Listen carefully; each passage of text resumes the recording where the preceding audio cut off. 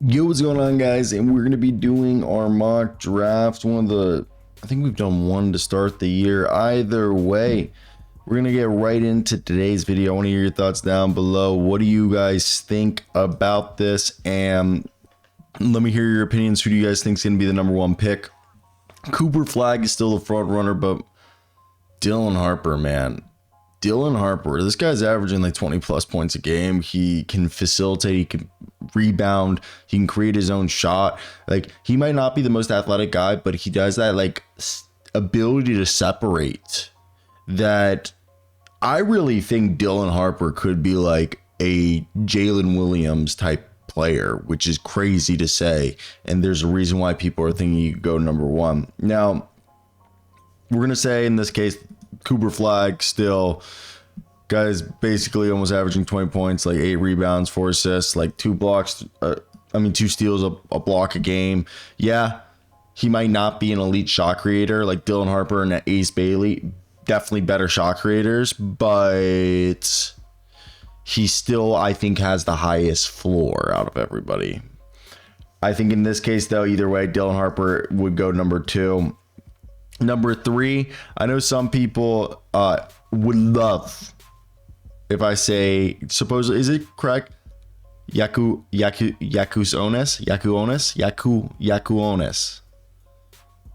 Kasparas? Yakuonis? This guy's good.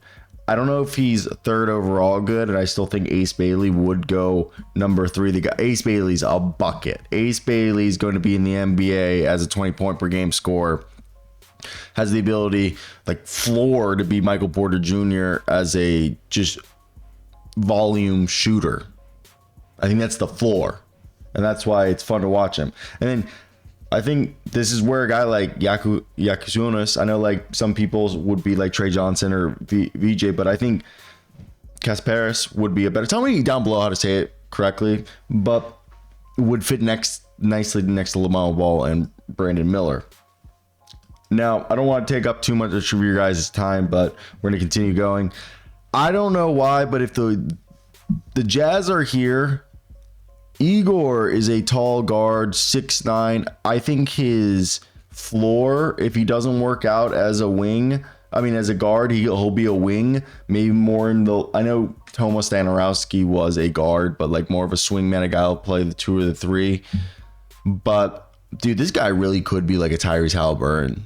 This guy's the best passer in the draft. He has elite basketball IQ, and he's already playing for BYU. Let's keep him out with the Mormon kids. Brooklyn right here. I think Brooklyn's at a position where Trey Johnson's a 3-level scorer who can create for himself. And while I think his like agility and offensive creativity is his strength, his playmaking and his decision making are questionable. So that's where it becomes, I think with Jordy Fernandez, they like defense, and VJ is still an athletic two-way guy who kind of reminds me of like a Victor Oladipo. He thrives in transition, can impact the floor. Yeah, he needs to work on his left hand, but I just think it's promising there. Right here, man, this is where it becomes hard because I really like Derek Queen. Derek Queen's a guy who's been flying up boards. I don't know if this is too early for him. I think I'd rather go with Newell from Georgia, who, dude, this guy, he's either going to be, if he's a big, he's kind of like a Nick Claxton who excels at shot blocking and is mobile, guard inside and out. But he flashes some offensive versatility that could maybe go outside. Over here, OKC. See, this is where I wouldn't be surprised if OKC also would be interested in a big. Now, I think 3-point shooting would be another thing they would be, like Liam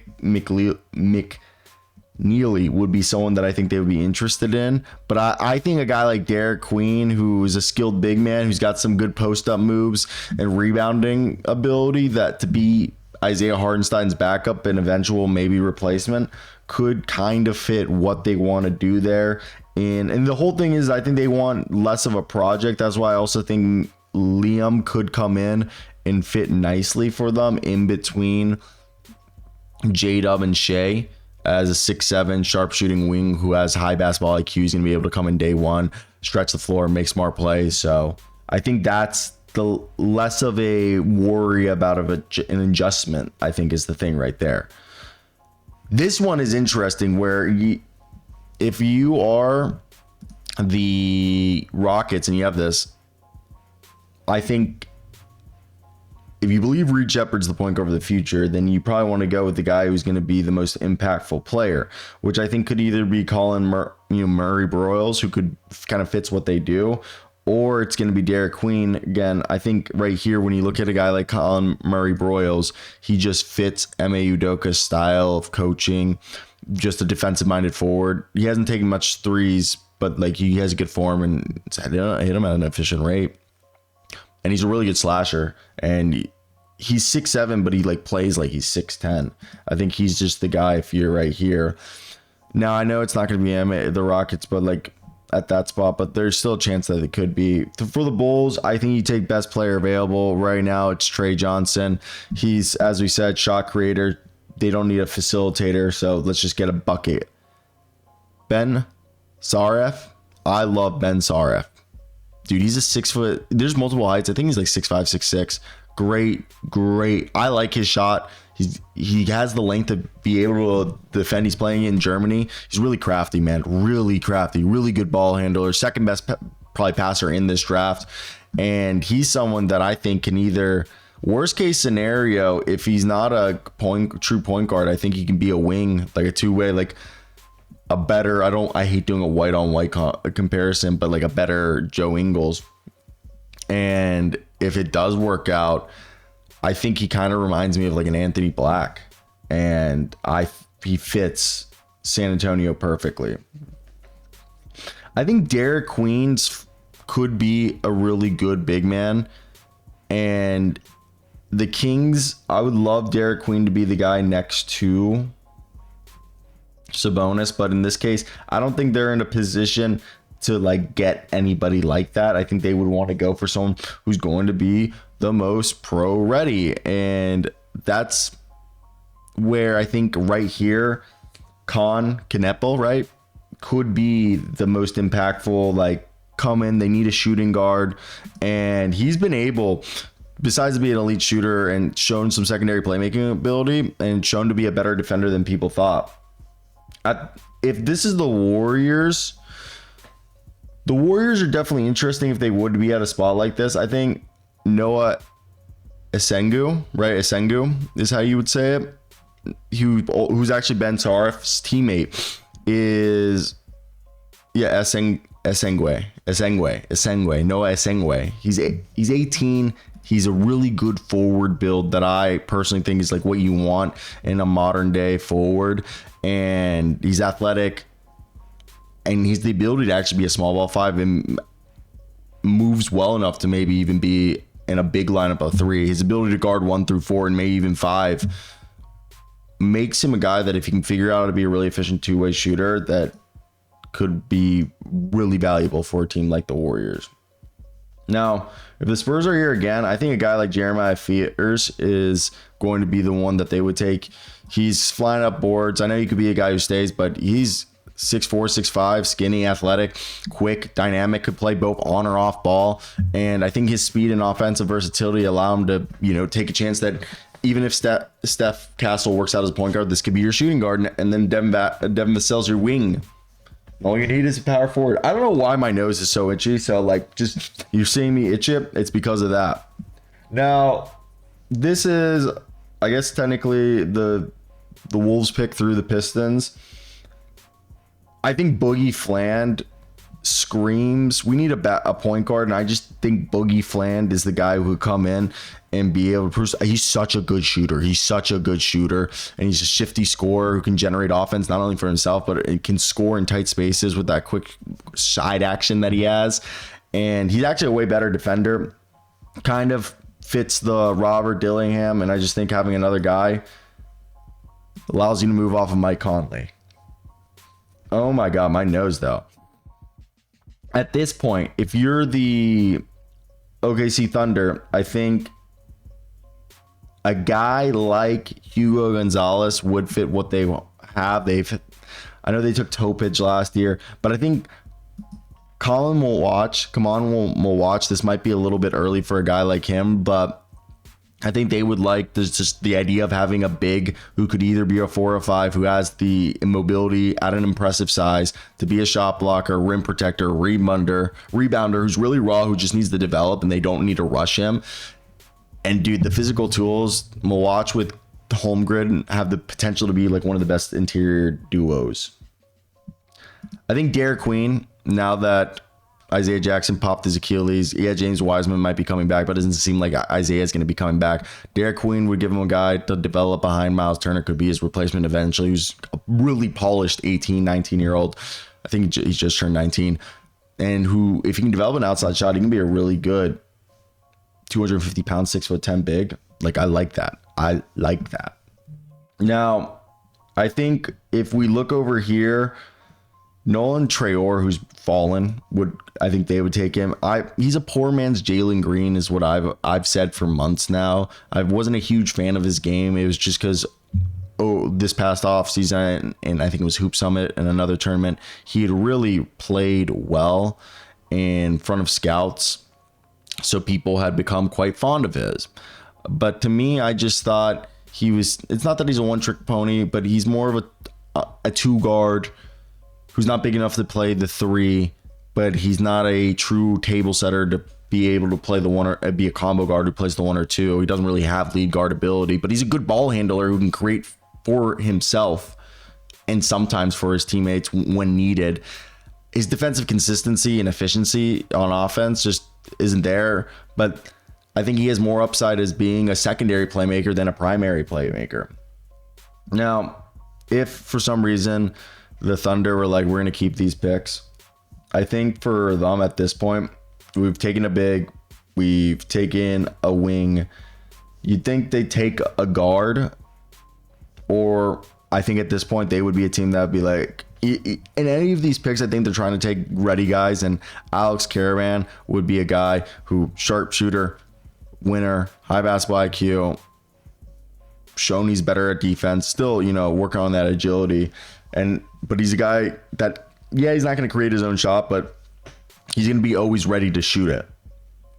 Here, I think this is one that'll be definitely interesting to me when we look at this board, as I like Hugo going right here. I think he's the best prospect, but like I also think Will Riley is really good, but I think Hugo Gonzalez is the best player. If he can figure out how to shoot, he can be really, really good. I hope Real Madrid starts to play him more. They're just really not playing him, and I think it's just not allowing him to develop properly, but he's an insane defender who can guard 1 through 4. He can play the 1, the 2, the 3, the 4, and he can ball handle. He can play off ball. He can cut, slash, kickstart transition, finish transitions. If he can develop his shot and be a better on-ball creator, he can be more than just the 3-and-D guy. But at the very least, I think he can be a 3-and-D guy.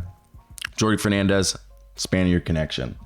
Here, I think this is a Hawks team that probably Clint Capella could be on his way out, but there's no bigs that like I would take. Johnny Broom's too early right here, and I like Thomas Sorber, but like he's always a guy who's going to be a guy who could stay. And like Rasheer Fleming, he's definitely a guy who's going to be going later, and I like Clifford right here. I think Fleming could be the guy you go for, especially if Quinn Snyder thinks, hey, we want somebody with some good defensive instincts going to come in and be able to produce right now. He's a strong rebounder.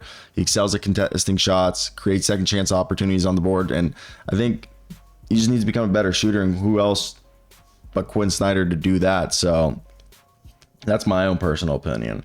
I think right here, the guy that's going to be the biggest steal of the draft is Markovic, who Bogo. I saw him play in Italy when Adidas brought me out. He currently plays for Mega. Dude, he's 7 foot, and he's like a point guard who can play power forward or center or small forward. He's an insane like rebounder, shot blocker, facilitator. He can score at all 3 levels, and he's incredibly mobile. And I don't understand why nobody is talking about him in the NBA like draft sphere, because I think he's realistically one of the best prospects. And I think right here that, dude, this guy's gonna fly up board soon. So some people are gonna be like, oh, that's so early.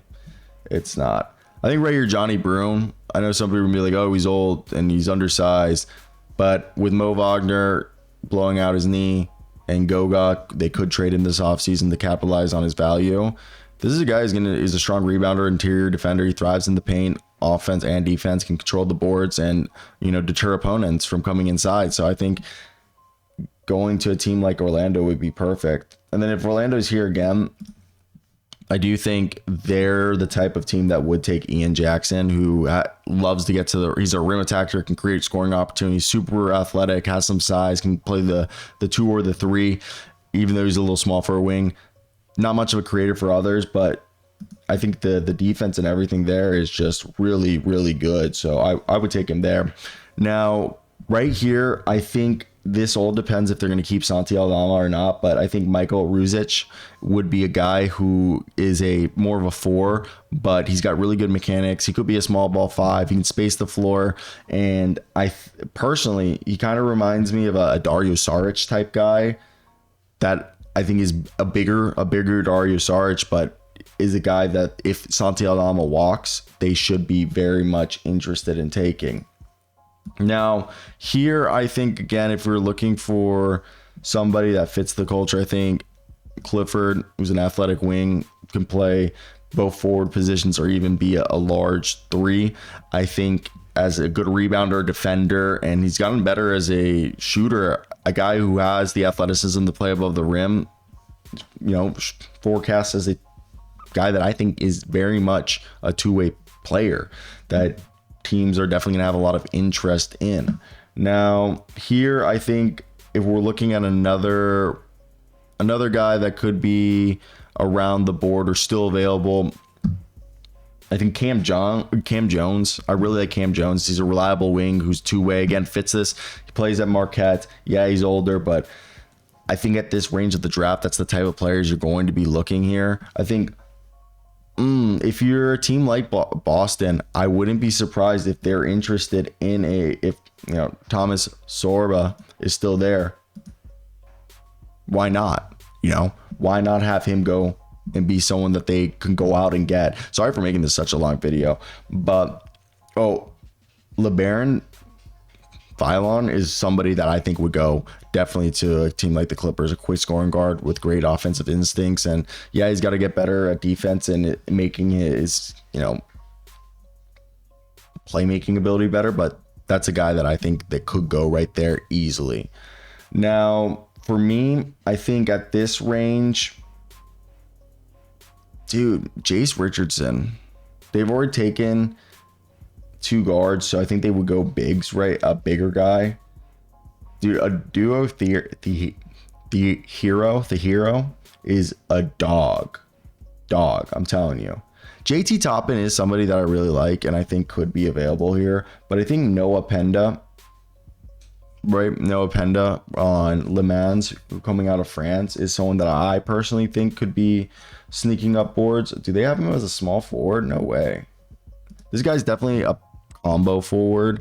He's got really good size. He's gotten efficient. Seems to be, at the very least, could be a 3-and-D guy. But I think in the same vein of a kind of very similar frame to, I would say, like a Tijan Saloon, but I think more filled out in terms of like thickness.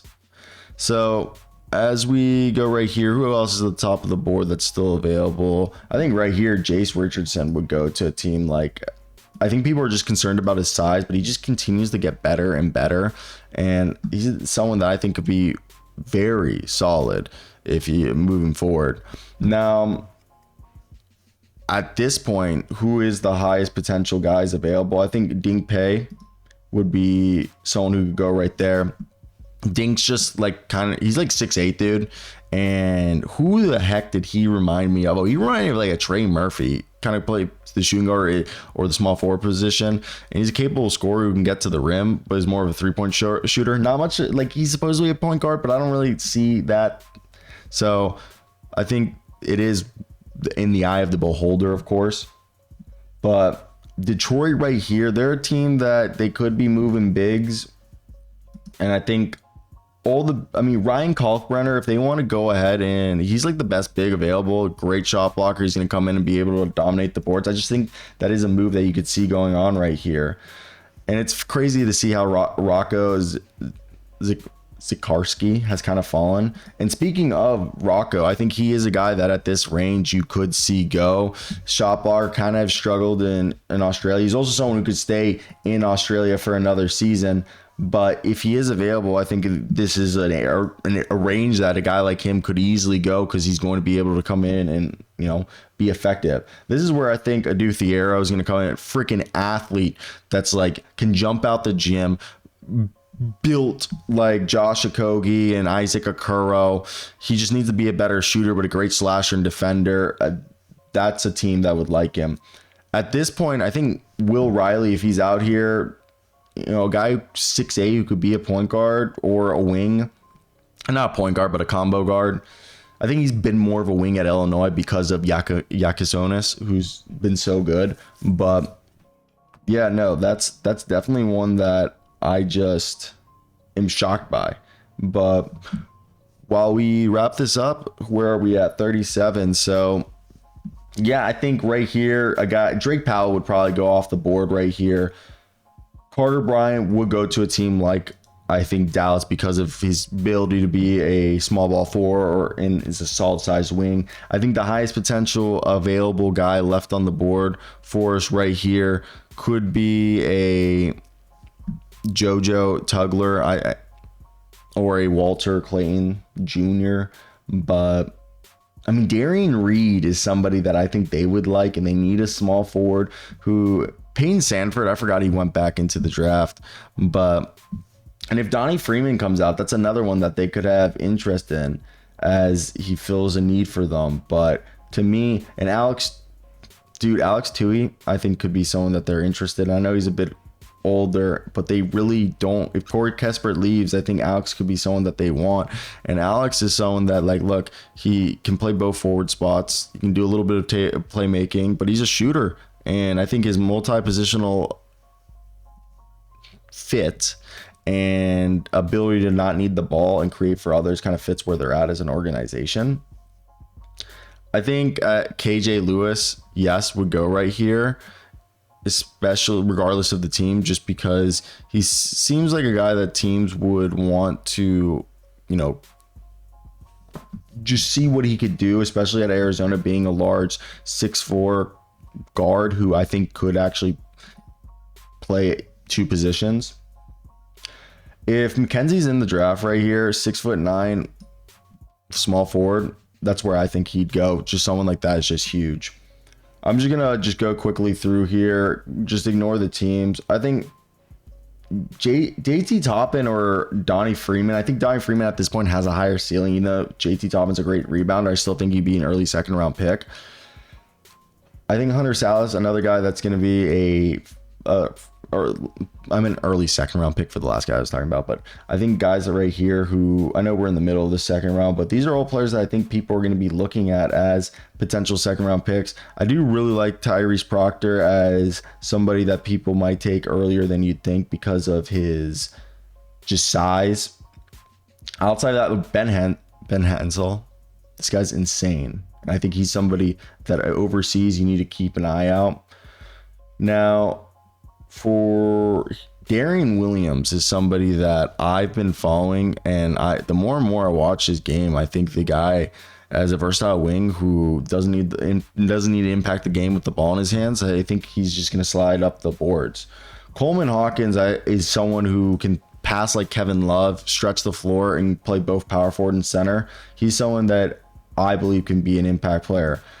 I know Caleb Foster isn't the best shooter, but I feel like if he does come out, and I know he's kind of having a rough year this year, but he could be somebody's like sleeper, like two-way guy. And I do think that that's somebody you should keep an eye out on, but I don't think he's going to go in the draft. I think he's going to be a bit later just because he isn't that impactful. But I think a guy like Miles Bird, who's just been getting better, who's a good shooter, who's got good touch, who could be a two-way player, and has just been following the lines of other guys like how Maxwell Lewis was when he was coming out of Pepperdine. I know Maxwell hasn't been that great in the NBA, but definitely someone to look at. Now, Danny Wolf, I know, is more of a traditional big man, but the team like the Lakers or other contending teams are going to be looking guys who are good at rebounding, good at shot blocking, and have an offensive game that can stretch and fit the modern day game, which is hitting the open three and being able to protect the rim and running up and down the court.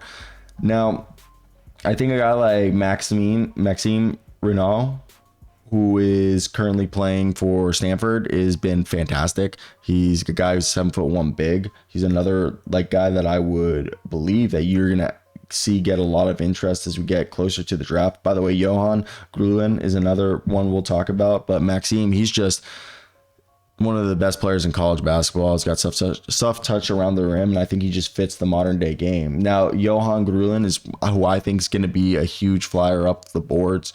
I don't know why he reminds me of sort of like a mix of like Jabari Smith and who the heck else did I see? Like Jabari Smith and Christian Wood and Antoine Jamison, just being able to be a mobile big who's like almost 7 foot big, who can be a shot blocker and a potential floor spacer. I think he's going to be someone that flies up boards that people are going to be like, oh, where did this guy come from?